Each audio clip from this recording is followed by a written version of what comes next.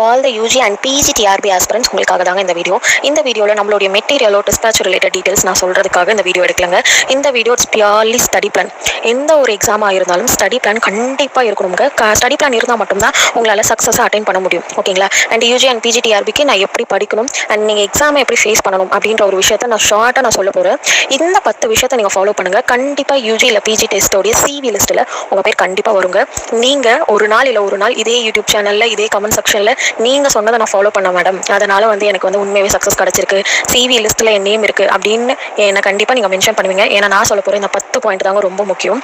So நான் சொல்கிறத பொறுமையாக கேளுங்க. ஃபஸ்ட்டு, இது யூஜிடிஆர்பியாக இருக்கலாம் இல்லை பிஜிடிஆர்பி எக்ஸாம் இருக்கலாம், எந்த மேஜர் சப்ஜெக்டாக வேணாலும் இருக்கலாம். ஓகேங்களா? ஃபஸ்ட்டு நீங்கள் எடுக்க வேண்டியது, நீங்கள் என்ன சப்ஜெக்ட் படிக்கிறீங்களோ அந்த சப்ஜெக்டோடைய ஃபுல் சிலபஸ் உங்ககிட்ட இருக்கணும். ஓகேங்களா? ரேண்டமாக படிக்கிறத முதல்ல ஸ்டாப் பண்ணுங்கள். சிலபஸ் ரிலேட்டடாக போங்க. சிலபஸில் யூனிட் 1லேருந்து யூனிட் 10 வரைக்கும் அவங்க என்ன கொடுத்துருக்காங்களோ முதல்ல அந்த கண்டென்ட்டை டாப் டு பாட்டம் படித்து முடிங்க. அதில் ட்ரிக்கியாக கேட்டாலும் உங்களால் ஆன்சர் பண்ண முடியுதான்னு ட்ரை பண்ணுங்கள். இதுதான் ஃபஸ்ட்டு. சிலபஸ் இல்லாமல் எந்த ஒரு சப்ஜெக்ட்டுமே நீங்கள் படிக்கவே ஸ்டார்ட் பண்ணக்கூடாதுங்க. சிலபஸ் தாங்க உங்களுடைய இந்த டிஆர்பியோடைய ஃபஸ்ட்டு ஸ்டேஜே நான் சொல்லணும்னா நான் சிலபஸ் தான் சொல்லுவேன். ஓகேங்களா? செகண்ட், நீங்கள் 100 நாளைக்கு ஸ்டடி பிளான் இந்த மாதிரிலாம் போட்டு படிப்பாங்க. ஆனால் டெய்லி டைம் டேபிள்னு ஒரு விஷயம் இருக்குது. அப்படின்னா இந்த டைமில் நான் இதை படிக்கணும், இந்த டைமில் நான் இதை படிக்கணும், இவ்வளோ நேரம் நான் படிக்கணும் அப்படின்ற ஒரு டைம் டேபிள் உங்களுக்கு தினசரி இருக்கணும். நீங்கள் ஒர்க்கிங் உமனாக இருந்தாலும் சரி, இல்லை ஒர்க் பண்ணுறீங்க, ஹவுஸ் ஒய்ஃபாக இருக்கீங்க, குழந்தைங்களை பார்த்துக்கிறீங்க அப்படின்னு இந்த மாதிரி எவ்வளோ கமிட்மெண்ட்ஸ் இருந்தாலும் உங்களுக்கு டெய்லி டைம் டேபிள்ன்ற ஒரு விஷயம் இருக்கணுங்க. உங்களுடைய பல விஷயத்தை நீங்கள் சாக்ரிஃபைஸ் பண்ணிட்டு இதை படிக்கிற மாதிரி இருந்தாலும் இது 2 hours 3 hours கூட ஓகேங்க. ஆனால் டெய்லி டைம் டேபிள் வச்சுக்கோங்க. ஓகேங்களா? நான் ஒரு நாள் ஃபுல்லாக படிக்கிறேன், அப்போ நான் எப்படி டைம் டேபிள் போட்டுக்கலாம் அப்படின்னா ஒரு 6 to 8 hours இல்லை 8 to 10 hours கூட அதிக பேர் படிப்பாங்க. இல்லை மெஜாரிட்டி 6 to 8 hours நல்லா ஃபோக்கஸ்டாக படிக்கணும். லைக் அட் ஸ்டச்சில் 6 to 8 hours படிக்காதீங்க. கொஞ்சம் டைம் விடுங்க. 2 hours படிங்க, கொஞ்சம் கேப் விடுங்க, மறுபடியும் 2 hours, இந்த மாதிரி 6 to 8 hours ஒரு ஸ்கெடியூல் போட்டுக்கோங்க. அண்ட் எப்பயுமே நீங்கள் ஒரு டாபிக் புதுசாக படிக்க போகிறீங்கன்னா ஏர்லி மார்னிங்கில் படிக்க ட்ரை பண்ணுங்க. லைக் மிட் நைட்டில், ஓவர் நைட்டில் 2 மணி 3 மணி 1 மணி அந்த மாதிரி படிக்கிறதெல்லாம் ஸ்டாப் பண்ணிட்டு ஏர்லி மார்னிங் எழுந்து ஒரு நியூ டாபிக் எடுத்து படிச்சிங்கன்னா உங்களுக்கு அவ்வளோ சீக்கிரமாக அந்த கான்செப்ட் புரியுங்க.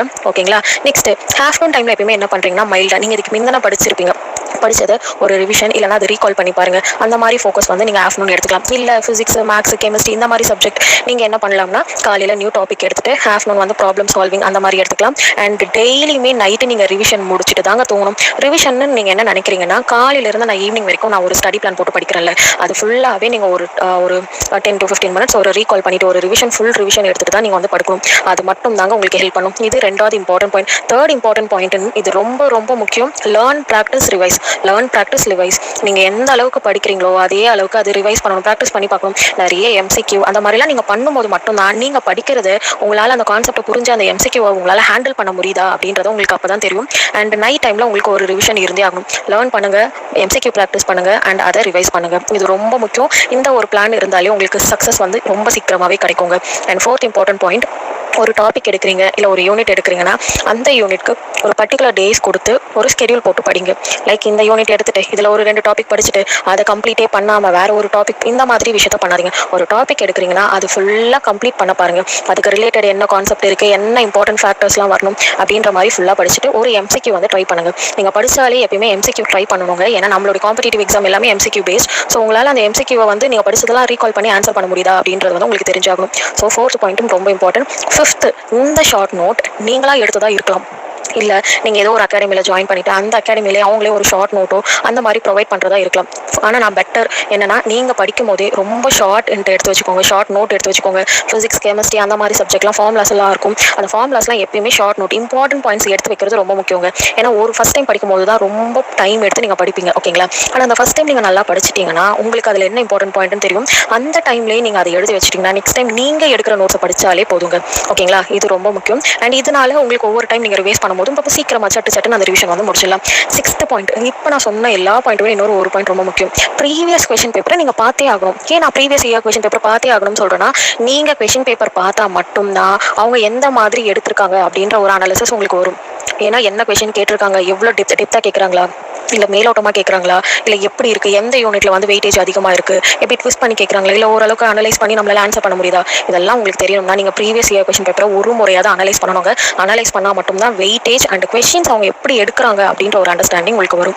அண்ட் 7th இம்பார்ட்டன்ட் பாயிண்ட், நீங்கள் டெய்லியுமே எம்சிக்யூ ப்ராக்டிஸ் பண்ணி ஆகணும். லைக் நம்ம அகாடமின்னு இல்லை, நீங்கள் எந்த அகாடமியில் ஜாயின் பண்ணியிருந்தாலும் சரி, எம்சிக்யூ மெட்டீரியலாக இருக்கலாம், இல்லை நீங்கள் டெஸ்ட் பேட்சில் ஜாயின் பண்ணுறதா இருக்கலாம். பட் நீங்கள் எம்சிக்யூ போட தான் நீங்கள் என்ன படிக்கிறீங்க படிக்கிறீங்க, படித்ததுக்கு என்னால் அதை அனலைஸ் பண்ணி அது போட முடியுது, அந்த கொஷனுக்கு என்னால் கரெக்டாக ஆன்சர் பண்ண முடியுதா அப்படின்றது நம்மளுக்கு தெரியும். ஸோ இது ரொம்ப ரொம்ப முக்கியங்க. ப்ராக்டிஸ் படிக்கிறது எந்த அளவுக்கு முக்கியமோ அந்த அளவுக்கு நீங்கள் ப்ராக்டிஸ் பண்ணுறது, ரிவிஷன் பண்ணுறது. இருக்கிறதுலே சொல்ல போனால் ஒரே வார்த்தை தான், லேர்ன், ப்ராக்டிஸ், ரிவைஸ். இந்த மூணு விஷயம் இருந்தாலே போதுங்க, உங்களால் 90% ஒரு எக்ஸாமை ஹேண்டில் பண்ணிட முடியும். நெக்ஸ்ட், வீக்லி மார்க் டெஸ்ட் போடுங்க. லைக் யூனிட் 1 ஃபுல்லாக நீங்கள் ஒரு யூனிட் ஃபுல்லாக படிச்சிட்டிங்க அப்படின்னா ஃபுல் டெஸ்ட் அட்டன் பண்ணுங்கள். இல்லை ஃபுல்லாகவே முடிச்சிட்டிங்கன்னா இந்த ஃபுல் டெஸ்ட்டெல்லாம் அட்டன் பண்ணி பாருங்கள். டிஃப்ரெண்ட் பேஷன்ஸ் அட்டன் பண்ணுங்கள். எப்பயுமே ஃபுல் டெஸ்ட் அது மாதிரிலாம் அட்டன் பண்ணும்போது தான் உங்களுக்கு அந்த என்டையர் யூனிட்டோடைய மொத்த கான்செப்ட் தெரிஞ்சால் மட்டும் தான் ஃபுல் டெஸ்ட் அட்டன் பண்ண முடியும். ஸோ எப்போல்லாம் வந்து நீங்கள் ஒவ்வொரு யூனிட்டாக கம்ப்ளீட் பண்ணுறீங்களோ அப்போல்லாம் ஒரு ஃபுல் டெஸ்ட் போட்டு பாருங்கள். அது ரொம்ப யூஸ்ஃபுல்லாக இருக்கும்.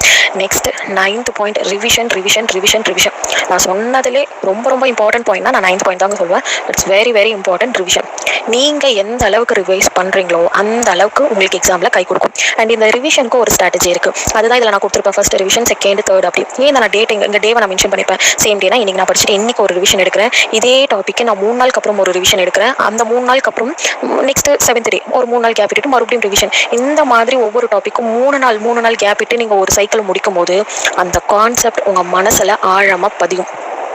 எப்பயுமே ரிவிஷன்றது ஒரு யூனிட்டை நீங்கள் ஒரு 20 நாள் ஸ்கெடியூல் போட்டு 20 நாள் ஃபுல்லாக ஒரு யூனிட்டை டாப் டு பாட்டம் படிச்சுட்டு மறுபடியும் செகண்ட் யூனிட் நீங்கள் முடிக்கலாம். இல்லைனா ரொம்ப நாளுக்கு அப்புறம் ஒரு ஹியூஜ் கேப் விட்டுட்டு மறுபடியும் நீங்கள் ரீகால்க்கு எடுக்கிறீங்கன்னா நான் சத்தியமாக சொல்கிறேங்க, நீங்கள் முதல்ல இருந்து படிக்கிறதுக்கு சமம். உங்களுக்கு எதுவுமே ஞாபகம் இருக்காது, உங்களுக்கு எதுவுமே தெரியாது. அதனால் எப்பயுமே ரிவிஷன் எப்படி இருக்கணும்னா, இன்றைக்கி நான் ஒரு டாபிக் எடுக்கிறேன்னா 3 நாளுக்கு அப்புறம் இந்த டாப்பிக்கை நான் ஒரு முறையாவது பார்க்கணும். நெக்ஸ்ட் ஒரு 3 நாள் கேப் விட்டுட்டு இன்னொரு முறை பார்க்கணும். இந்த ஒரு ஸ்ட்ராட்டஜி யார் ஃபாலோ பண்ணுறாங்களோ அவங்களால தாங்க சக்ஸஸாக அட்டைன் பண்ண முடியும். ரிவிஷன் ரொம்ப முக்கியம். லேர்ன், ப்ராக்டிஸ், ரிவிஷன் 3 வார்த்தையை டெய்லியுமே ஏதோ ஒரு பேப்பரில் எழுதி உங்களுடைய வீட்டுடைய செவரில் ஒட்டி வச்சுக்கோங்க. படிங்க, அதிகமாக ப்ராக்டிஸ் பண்ணுங்கள், நிறைய ரிவிஷன் எடுங்க. ஓகேங்களா? நெக்ஸ்ட் ஃபைனல் பாயிண்ட், இது வந்து எக்ஸாம் ஓரியன்ட் தாங்க. ஃபர்ஸ்ட் வந்து கிராஜுவலாக நான் இன்னும் ஒரு முக்கியமான ஒரு பாயிண்ட் சொல்லணும்னா, ரொம்ப வளன்னு படிக்கிறத ஸ்டாப் பண்ணிவிட்டு இம்பார்ட்டன்ட் பாயிண்ட், என்னென்ன இம்பார்ட்டன்ட் ஃபேக்டர்ஸ்லாம் அதுக்குள்ளே வரணும், என்ன கீ பாயிண்ட்ஸ்லாம் அதில் வரணும், எந்த டேர்ம்லாம் இருந்தால் அந்த டாப்பிக்கில் வந்து கவர் ஆகும், அதெல்லாம் பாருங்கள். இதுதான் கேட்பாங்க, இதெல்லாம் ரொம்ப இம்பார்ட்டன்ட். அந்த மாதிரி key points, important points, tricky questions இந்த மாதிரி ஃபுல்லாக எடுத்து வச்சு படிங்க. ஓகேங்களா? ஒவ்வொரு டாப்பிக்கும் நீங்கள் ஒரு 6லேருந்து 7 பக்கம் இப்படி நீங்கள் படிக்கிறீங்கன்னா உங்களுக்கு வந்து எப்படி இருக்கும்னா அந்த 7 பேஜ் படித்த அந்த சாட்டிஸ்ஃபேக்ஷன் இருக்கும். பட் நீங்கள் வந்து ஒரு 1 வீக் இல்லை 2 வீக் எடுத்து நீங்கள் மறுபடியும் அதை படிக்கிறீங்கன்னா ஃப்ரம் த பிகினிங் இப்போ தான் நம்ம படிக்கிறோமா அப்படின்ற ஒரு ஃபீல் வரும். ஏன்னா எதுவுமே ஞாபகம் இருக்காது. ஸோ கம்மியாக படிக்கிறது என்றைக்குமே தப்பு இல்லைங்க. கம்மியாக படிக்கிறது கரெக்டாக படிக்க கற்றுக்கோங்க. அதுதான் உங்களுக்கு வந்து சக்ஸஸ் அட்டைன் பண்ண முடியும். ஏன்னா 3 மாதத்தில் ஒரு கோச்சிங் சென்டரில் ஜாயின் பண்ணி படித்து சக்ஸஸ் ஆனவங்க இருக்காங்க. இல்லை கோச்சிங் சென்டரில் ஜாயின் பண்ணாமல் 3 மாதம் செல்ஃப் ஸ்டடி பண்ணி சக்ஸஸ் ஆனவங்க இருக்காங்க. 3 வருஷமாக படித்து ஃபெயில் ஆனவங்களும் இருக்காங்க. இதில் இவங்க 2 பேருமே படிச்சிருக்காங்க. ஆனால் எந்த ஒரு விஷயத்தில் அந்த தோற்று போனவங்க வந்து அவங்க விட்டுறாங்க. அவங்களுடைய அந்த ஸ்ட்ராட்டஜி தப்பு. அப்போது ஹார்ட் ஒர்க் மட்டும் எந்த ஒரு எக்ஸாமுக்குமே வந்து போதாதுங்க. உங்களுடைய ஸ்மார்ட் ஒர்க்குமே அங்கே இருக்கணும். எந்த அளவுக்கு ஹார்ட் ஒர்க் பண்ணுறீங்களோ அதே அளவுக்கு ஸ்ட்ராட்டஜி, ஸ்மார்ட் ஒர்க் இருந்தால் மட்டும்தான் உங்களால் சஸ்டெயின் பண்ண முடியும். அண்ட் அந்த எக்ஸாமில் வந்து நீங்கள் அட்டைன் பண்ண முடியும். அந்த சக்ஸஸை வந்து நீங்கள் அட்டைன் பண்ண முடியும். ஓகேங்களா? அண்ட் எப்பயுமே ஒரு லேர்னிங் ப்ராசஸ் வச்சுக்கோங்க. எவ்வளோ நேரம் நான் படிக்கணும், எந்த டைம்லேருந்து எந்த டைம் படிக்கணும், எப்போ நான் எழுஞ்சிக்கணும், எப்போ நான் தூங்கணும் அப்படின்னு எப்போ நீங்கள் ஒரு டிசிப்ளின் மெயின்டைன் பண்ணுறீங்களோ அந்த டிசிப்ளின் தான் உங்களை காப்பாற்றும். ஓகேங்களா? நிறைய பேர் ஒர்க் பண்ணிட்டுலாம் படிக்கிறீங்க. ஹவுஸ் ஒய்ஃபாக இருந்தாலும் குழந்தைய பார்த்துட்டு படிக்கிறீங்க. உங்களுக்காக தாங்க இந்த வீடியோ. ஏன்னா எப்படி படிக்கணும்ன்றதை யாரும் சொல்லி தர மாட்டாங்க.